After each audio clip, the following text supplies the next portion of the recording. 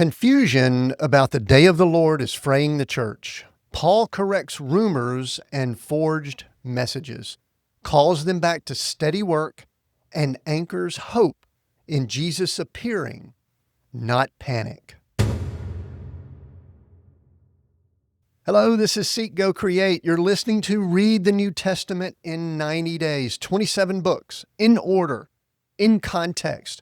We're walking through the New Testament the way it was written so you can hear it the way the first churches did. I continue reminding you, make sure you get the free reading plan and go to our hub where all the details are, all the links to all the past episodes and YouTube and everything that's there at K2M.Foundation/NT90. A lot of great info there to help you get the context, background, and all for all that we're doing. Today, we're moving into 2 Thessalonians, a quick follow-up letter to a church that's still confused and starting to panic. Let's get some context here. The author again, Paul, probably with Silvanus and Timothy. The date, possibly months, maybe about a year after 1 Thessalonians, so we're putting it at about AD 51, maybe into 52. The audience is the church at Thessalonica. We gave some background on them in the last episode. 21, 22 years post-resurrection. The first letter helped. We just read that one. But, of course, like people, new problems have emerged. Let's get some historical context. The empire, Rome, still stable, just like before. Communication is flowing, so there's a lot of information going back and forth. And so these letters and the trade routes are able to move freely. Temple is still intact in Jerusalem. Nothing's changed there.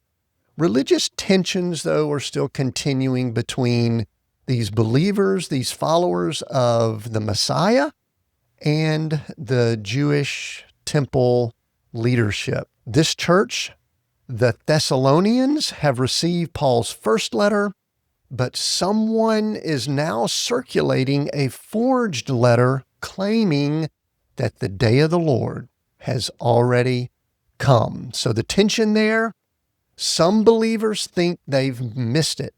Others have quit working entirely, convinced ordinary life doesn't matter anymore. I'm sorry, I'm not chuckling at that. I'm just thinking that applies for some of us today also. But again, we're trying to stay in context with the first century here so that we can learn from it. Why is this letter written now? Why is Paul sending it? He writes urgently to correct the confusion and call them back to steady faithfulness. Here's what we're going to see in this letter. 2 Thessalonians is corrective. Paul steadies a panicking church. Here's what we'll hear about. Don't be shaken, not by spirit, spoken word, or letter seeming to be from us. The day hasn't come yet. Certain things must happen first. The signs will be unmistakable. We've already seen some of those signs in Matthew and other places. The man of lawlessness must be revealed before that day. Keep working. If anyone is not willing to work, let him not eat. Stand firm. Hold the traditions taught by word or letter. The Lord is faithful. Paul is blunt. Expecting the Lord's return doesn't mean abandoning responsibility. It means living faithfully until he comes. And just a reminder here, there is nothing in 2 Thessalonians that says anything about a group of people being raptured or taken away to some other place.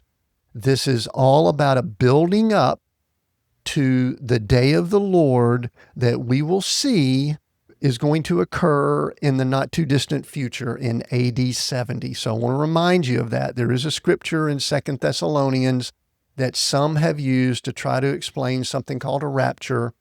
That is not the case. We'll talk more about that later, but I just want to remind you of that. This is discussing and talking about the day of the Lord that is building up to the event that we know is the end of the age and the end times that is discussed throughout the New Testament, which is going to occur at AD 70 when the destruction of the temple occurs. Okay, here's our reading assignment. Have fun with this one. Read 2 Thessalonians over 1 to 2 sessions. It's a short one. You could read it in one sitting, maybe read it a couple of times to make sure you get it. What's after that? Next, we move to 1 Corinthians, a gifted but divided church that needs to be recentered on the cross and the resurrection. Remember, that's the glue that holds these people together. It's that resurrection.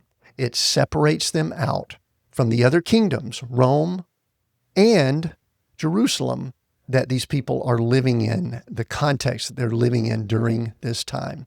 Once again, remember to download those items and check out the info at K2M Foundation/NT90. And let's do this before you read 2 Thessalonians. Picture this. It's AD 51, late. The first letter helped, but new problems have emerged. Someone is circulating a letter claiming to be from Paul, saying the day of the Lord has already come. The Thessalonians are rattled. Some think they've missed it. Others have quit working entirely, convinced the end is so near that ordinary life doesn't matter anymore. Paul writes again, urgently, clearly, don't be quickly shaken in mind or alarmed. Now, let's read.